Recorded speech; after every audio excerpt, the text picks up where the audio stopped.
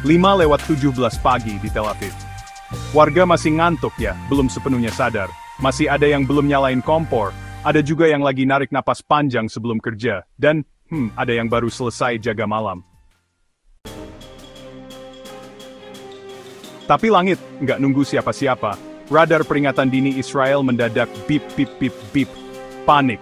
Objek tak dikenal dari utara. Operator Iron Dome belum sempat ngopi. Rudal pertama udah lewat atas atap. Dan bukan sembarang rudal. Iran hari itu ngegas. Beneran. Drone Shahed 136 nyelonong dari arah Lebanon, disusul rudal Fateh 313. Lalu, cluster bom. Ya, bom tandan. Bom yang kalau jatuh, pecah jadi anak kecil yang nyebar kayak serpihan dendam dari tahun 1979. 5:19 gelombang pertama gangguan.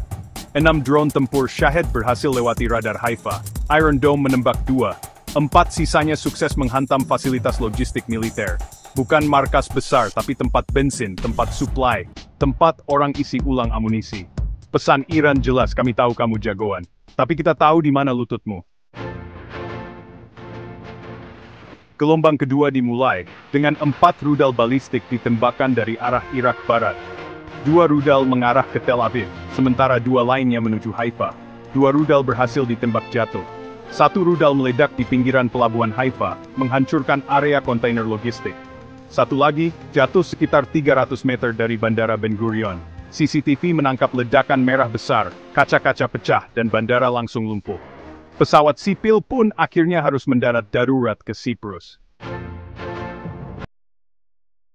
Israel langsung menaikkan status ke Emergency Aerial Defense Protocol 5. Ini sama sekali bukan latihan. Dan inilah klimaksnya.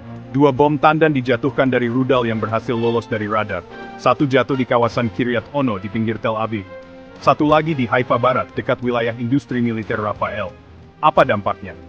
Bom tandan ini bukan cuma merusak bangunan, tapi juga menyebar serpihan mematikan ke radius 300 meter. Lebih dari 100 submunisi aktif. Ledakan kecil meletup tiap detik selama 5 menit. Rasanya seperti popcorn neraka yang meledak di atas kepala. Seperti sisa-sisa dendam yang lama disimpan, lalu ditebarkan seperti abu.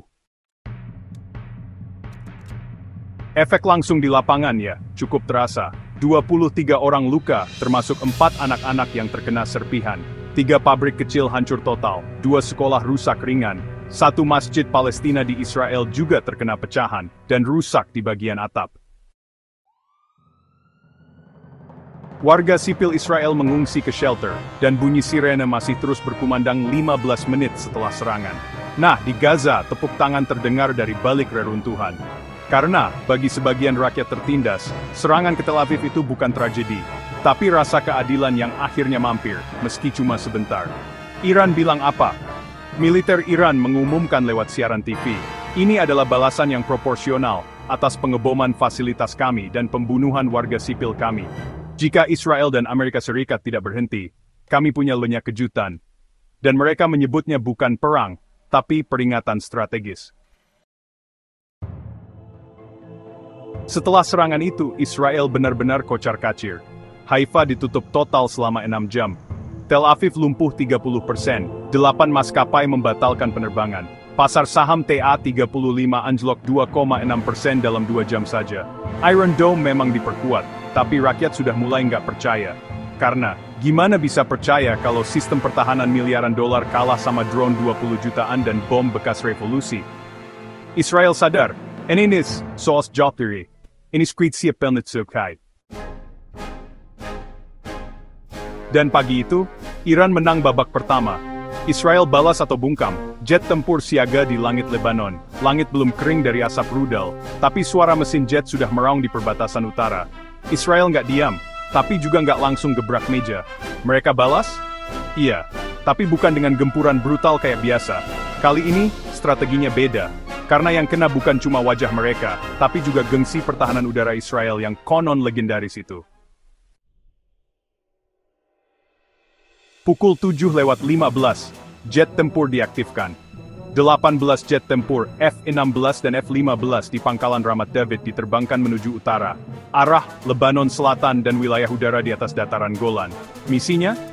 Menghentikan potensi serangan lanjutan dari Hizbullah. Israel tahu kalau Iran udah nyerang langsung berarti anak-anak Iran juga bisa ikut main. Dan Hizbullah itu, anak emas sekaligus pelindung pintu belakang. Tapi serangan balasan ditahan. Yang mengejutkan gak ada bombardir langsung ke Iran. Kenapa? Israel lagi ngitung kerusakan. Mereka sadar, perang frontal sekarang sama dengan risiko gila-gilaan. Amerika belum kasih lampu hijau, Trump masih timbang-timbang. Pasar global lagi limbung. Kalau Tel Aviv tembak balik secara masif, harga minyak bisa loncat ke langit ketujuh. Jadi, Israel ngeluarin jurus klasik, operasi bayangan, cyber, spionage dan penetrasi diam-diam. Tim Unit 820 dikabarkan sedang menyiapkan serangan siber balik ke jaringan listrik dan drone Iran. Mossad dilaporkan mulai mengaktifkan aset lama di wilayah Irak dan Suriah. Dan di Laut Merah, kapal selam Israel, yang disebut-sebut udah masuk ke wilayah operasi, mendadak hilang dari radar. Kata seorang mantan perwira IDF, kami tak akan menyerang besok pagi. Tapi kami akan menyentuh mereka tanpa mereka tahu kapan dan dari mana. Ini bukan ancaman ya, ini semacam puisi gelap ala intelijen. Netanyahu bilang, kami tak diam, kami menghitung. Dalam konferensi pers dadakan, Netanyahu berdiri di depan layar peta. Mukanya, masih angkuh, tapi matanya capek. Ia berkata, setiap serangan ke Israel akan dibalas. Tapi pembalasan kami tidak akan seperti granat tangan, melainkan sepemebe. Masalahnya, rakyat udah keburu goyah. Rakyat Israel mulai bertanya, kenapa kita bisa kecolongan? Katanya Iron Dome bisa segalanya. Kenapa Iran bisa tembus langsung ke jantung negara kita? Media lokal mulai gigit balik. Headline harian Haaretz pagi itu, Iron Dome, bocor, gengsi nasional robek. Komentar warganet Yahudi liberal di X, kami diminta bela negara, tapi yang bela kami siapa? Intinya, Israel lagi tarik napas. Mereka sedang menakar balas sekarang. Atau nanti. Balas terang-terangan, atau pakai tangan-tangan gelap. Atau, tarik Amerika ke medan tempur biar bisa tembak sambil nyebut kami dibela dunia. Karena di dunia geopolitik, kadang diam bukan berarti takut. Tapi sedang siapkan gigi taring yang lebih tajam. Dunia seperti tersentak dari tidur siang yang tak nyaman. Rudal jatuh di Tel Aviv. Bom meledak di Haifa, dan dunia barat ketar-ketir seperti pelajar lupa PR saat guru mendadak masuk. Tapi yang paling cepat bereaksi, bukan Amerika, bukan Eropa, tapi BRICS, aliansi ekonomi dan politik dari 5 raksasa dunia, Brasil, Rusia, India, China, dan Afrika Selatan. Dan sekarang, mereka bukan cuma kumpulan negara ekonomi berkembang, mereka bergerak seperti aliansi geopolitik yang siap ambil peran dunia. Pada pukul 7.45 pagi waktu Indonesia Barat, BRICS menggelar rapat darurat secara virtual. Dipimpin oleh China dan Rusia, BRICS mengadakan pertemuan darurat via jaringan diplomatik tertutup. Agenda utama, serangan Iran ke Israel, kemungkinan keterlibatan langsung Amerika Serikat, risiko perluasan konflik ke wilayah Laut Arab dan Samudera Hindia, serta dampak terhadap jalur suplai energi dunia. China bilang, setiap bentuk provokasi terhadap stabilitas kawasan harus dihentikan, terutama dari aktor luar kawasan. Rusia lebih belak-belakan, serangan Israel dan Amerika ke Iran adalah tindakan imperialisme baru. Iran berhak membela diri. India, diam. Tapi matanya terbuka lebar. Karena mereka tahu, kalau Iran goyah, jalur minyak India ikut terguncang. Dunia ekonomi juga kena imbas. Begitu berita serangan cluster bom menyebar, harga minyak global melonjak ke $123 per barel. Pasar saham Asia bergetar, nilai tukar rupiah, yuan dan rupiah goyang. Investor berebut tarik uang dari proyek infrastruktur Timur Tengah. Negara-negara OPEC mulai gelisah, karena kalau perang berlanjut, pengiriman minyak dari Selat Hormuz bisa terganggu. Qatar dan Uni Emirat Arab siaga 1, pelabuhan ditutup sebagian. Lalu lintas ke Spamordei sesetat. Eropa, bingung dan panik. Uni Eropa mengadakan pertemuan di Brussels, tapi pernyataannya datar. Mereka minta semua pihak menahan diri. Kalimat klasik yang makin lama makin hambar. Tapi di belakang layar, Perancis dan Jerman mulai pertimbangkan opsi evakuasi diplomat dari Tel Aviv dan Beirut. Sementara itu, ribuan warga Eropa keturunan Yahudi diundang pulang ke Israel jika ingin ikut membela. PBB lemah dan tertatih. Sekjen PBB minta gencatan senjata kemanusiaan. Tapi semua tahu suara PBB sekarang kalah nyaring dari suara drone. Rapat Dewan Keamanan berlangsung 4 jam, tanpa hasil. Amerika Serikat pakai hak veto saat Rusia ajukan resolusi hentikan agresi Israel. Di luar gedung PBB, aktivis Palestina, Yahudi anti-Zionis, dan pendukung Iran berbaris. Mereka membawa poster bertuliskan, Zionisme bukan Yahudi. Dan juga, kami Yahudi, kami lawan penjajahan. Nah, bicara soal Cina, negara ini diam-diam mencoba menjadi penengah. Cina paham betul satu hal, kalau Timur Tengah benar-benar rusak, Belt and Road Initiative mereka juga bisa ambiar. Mereka memang diam di media, tapi bergerak di jalur belakang. Diplomat mereka bertemu dengan Iran lewat Oman. Dan pembicaraannya pun pakai kode, bukan pakai istilah gencatan senjata, tapi bilangnya menahan eskalasi. Cina juga, tanpa banyak basa-basi, segera memanggil duta besar Israel untuk memberikan peringatan gini. Kalau kalian menyentuh Lebanon, kalian akan menyentuh investasi kami. Itu sebenarnya bukan ancaman, tapi sudah jelas merupakan kode keras dengan nada komersial. Dunia Islam juga mulai bergerak. Organisasi Kerjasama Islam atau OKI tiba-tiba jadi aktif. Negara-negara seperti Pakistan, Turki, Indonesia, dan Malaysia menyatakan keprihatinan serta dukungan pada Iran. Tentu, selama Iran membela diri dan tidak menyerang warga sipil. Sementara itu, di Arab Saudi, ada dua suara yang terdengar. Pemerintahnya diam-diam cemas, tapi rakyatnya diam-diam malah bersorak. Karena, bagi sebagian dunia Arab, melihat Tel Aviv terbakar itu, seperti menonton film balas dendam setelah 75 tahun ketidakadilan. Di Arab Saudi, ada dua suara. Pemerintah diam-diam cemas, rakyat diam-diam sorak. Karena bagi sebagian dunia Arab, melihat Tel Aviv terbakar itu seperti menonton film balas dendam setelah 75 tahun ketidakadilan. Dan Indonesia. Kemenlu RI mengadakan pertemuan tertutup dengan parlemen.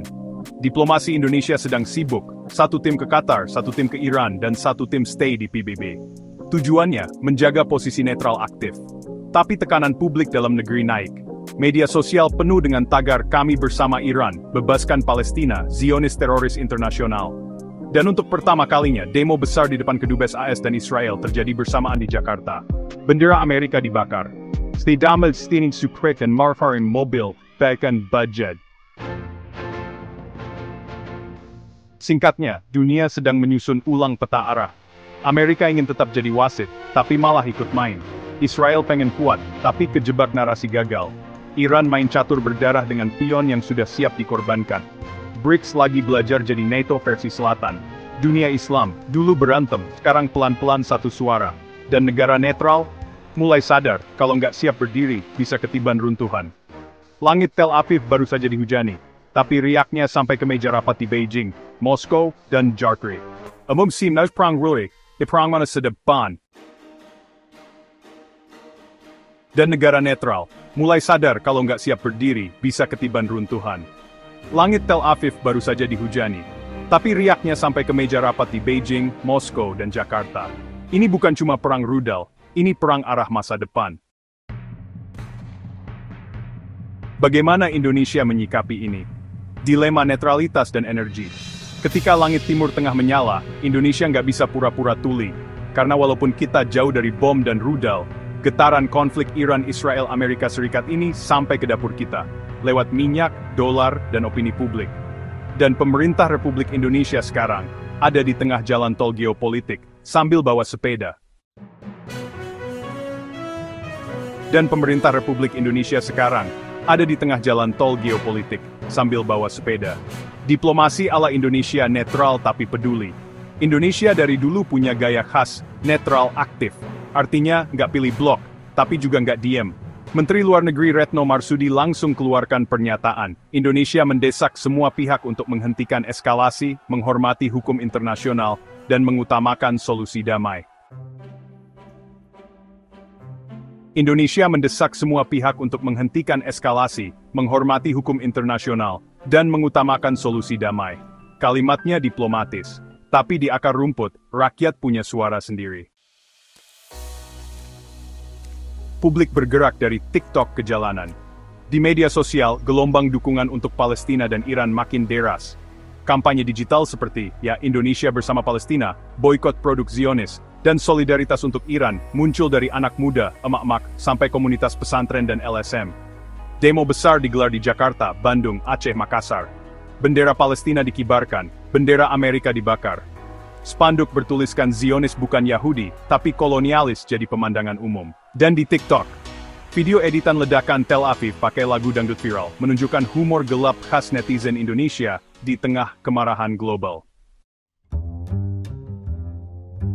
Krisis energi mulai terasa. Indonesia mungkin bukan negara pengimpor minyak terbesar, tapi kita tetap ketergantungan dengan harga minyak dunia. Dan karena Selat Hormuz sedang panas, harga minyak dunia udah tembus $130 Amerika per barel. Artinya, BBM subsidi makin berat ditanggung APBN. Harga solar dan bensin non-subsidi naik diam-diam. Biaya transportasi dan logistik ikut merangkak naik. Dan semua itu akhirnya nyampe ke harga beras, telur, mie instan. Jadi, perang di Tel Aviv tetap sampai ke warteg. Sikap politik Indonesia dilema netral atau berpihak. Di Senayan, suara mulai pecah.